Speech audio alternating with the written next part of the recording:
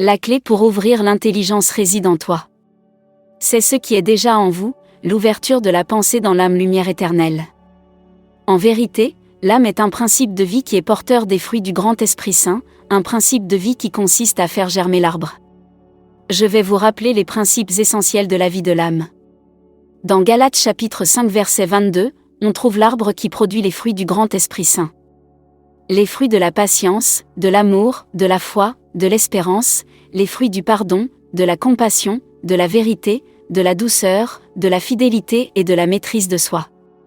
Les fruits de la paix, de la joie, de la bonté, de la douceur et de la bienveillance. Désormais, maintenant que vous êtes des arbres, vous reflétez les fruits du grand esprit. Vous êtes d'une grande distinction, beaucoup plus que vos semblables.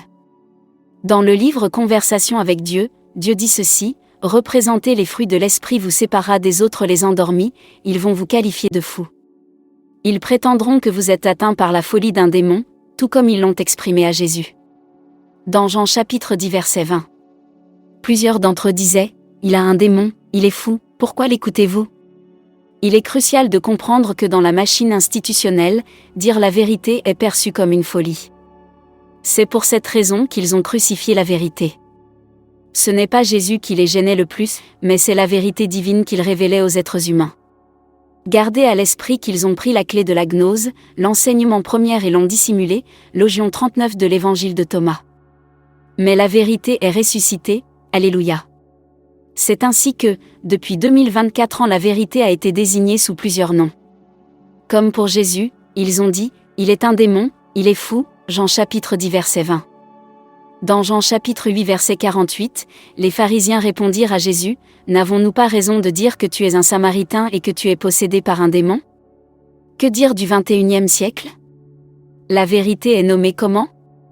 Terrorisme, complotisme, blasphémateur, illuminé.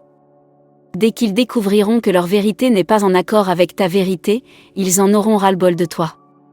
Il est envisageable que tu sois crucifié comme Jésus, lapidé comme Étienne, emprisonné comme Jérémie et Paul de Tarse, battu comme les apôtres. N'oublions pas que la parole de vérité nous a prévenus de cela.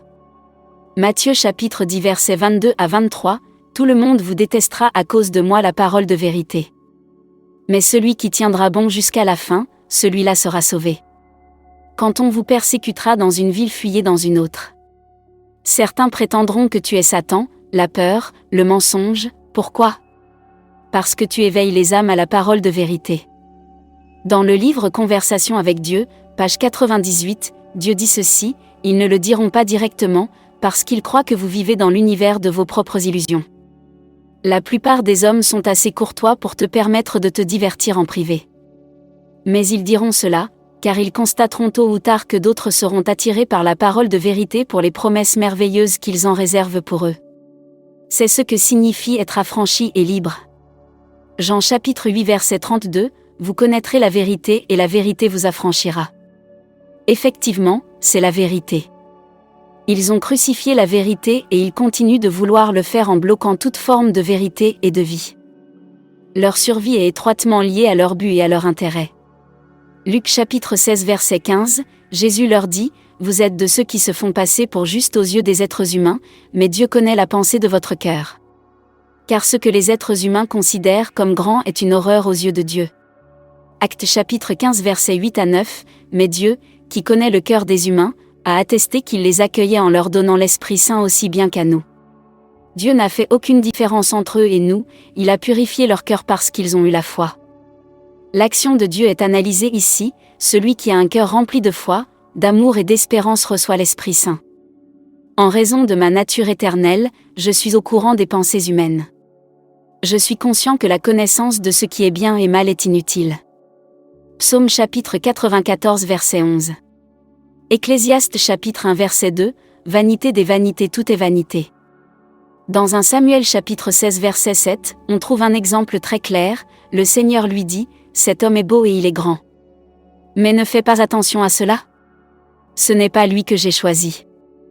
Je ne juge pas comme les êtres humains, les gens font attention à ce qui se voit, mais moi, je regarde le fond du cœur.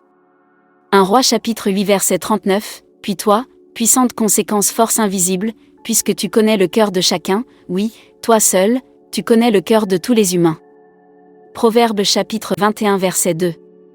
Tout le monde pense qu'il se comporte toujours bien en fonction de son fondement, issu de la connaissance du bien et du mal, en tenant compte des désirs et des décisions du moment présent, mais c'est le Seigneur qui sait ce que l'on ressent profondément.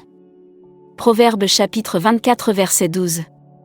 Quand les conséquences se manifesteront dans la vie, tu diras « Je n'étais pas conscient », alors que la parole de vérité m'a averti pour tout. Celui qui examine le fond du cœur sait ce qu'il en est. Il t'observe, il connaît tout, la conséquence agira selon les actions de chacun, c'est-à-dire que conséquence et vérité savent ce qu'il en est. Ils savent les situations et ce qui en découle. Luc chapitre 16 verset 15. Ce qui est élevé ou abaissé par les hommes n'a aucune importance dans le royaume du sublime et de l'absolu. Dans le livre Conversation avec Dieu à la page 99. Prépare-toi, âme bien-aimée, car tu seras calomnié pour ta recherche de vérité. Ne sois pas effrayé, âme bien-aimée, car ils te cracheront derrière pour ta foi. Ils te proféreront des insultes et te délaisseront. Ils finiront par te blâmer, te juger et te condamner, chacun à leur manière. N'aie pas peur. Jean chapitre 15 versets 18 à 19. Si le monde du mensonge vous déteste, vous qui êtes en vérité, sachez qu'il m'a détesté avant vous. Si vous étiez membre du monde de la peur, le monde de la peur aimerait posséder ce qui lui appartient. Mais vous n'appartenez pas au monde de la peur. Je vous ai choisi du milieu du monde de la peur et du mensonge. C'est la raison pour laquelle le monde de la peur et du mensonge vous déteste, vous qui êtes en vérité. Lorsque tu accepteras et adopteras ta cause sacrée, le chemin de la vérité et de la vie t'appartiendra. Votre disposition à l'accomplissement de soi sera votre joie complète. Matthieu chapitre 10 verset 28. N'ayez pas peur des gens qui tuent le corps. Ils ne peuvent pas tuer la vie qui est en vous. Celui que vous devez aimer avec confiance, c'est Dieu. Dans l'évangile de Marie à la page 119, on connaît également la parabole savoureuse du pharisien et du publicain, qu'il faudrait évidemment aujourd'hui réécrire à l'envers, car pour certains, se mettre au fond de l'église, se frapper la poitrine et se considérer comme les pires des hommes, suffit à leur donner bonne conscience, ils prétendent être des personnes parfaites dans leur cœur. Sous des haillons et des allures de publicains, ils ont un aspect pieux pour paraître à la vue de tous. Parce qu'ils vivent en fonction de la vue et non en fonction de la foi. Matthieu chapitre 7 verset 15. Faites attention aux faux prophètes. Ils viennent à vous, habillés avec des peaux de mouton.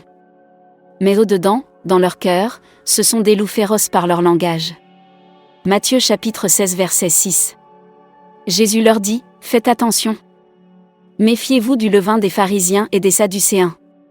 Marc chapitre 12 verset 38.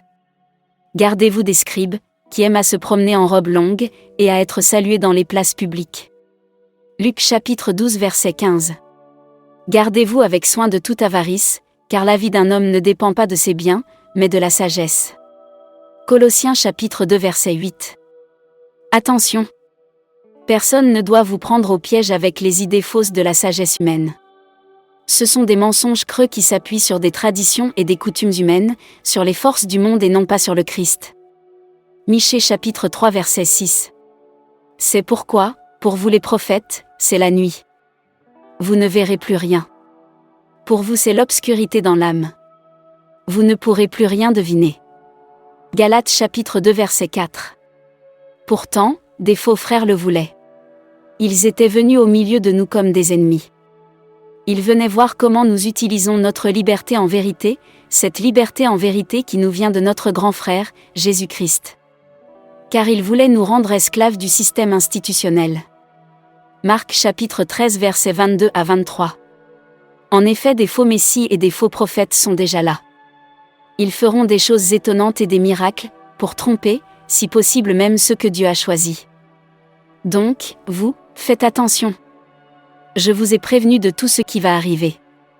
Éprouvez les esprits des humains avec la parole de vérité, pour savoir s'ils sont de Dieu. Soyez bénis dans la demeure de la prudence, avec la sagesse, la raison et l'intelligence.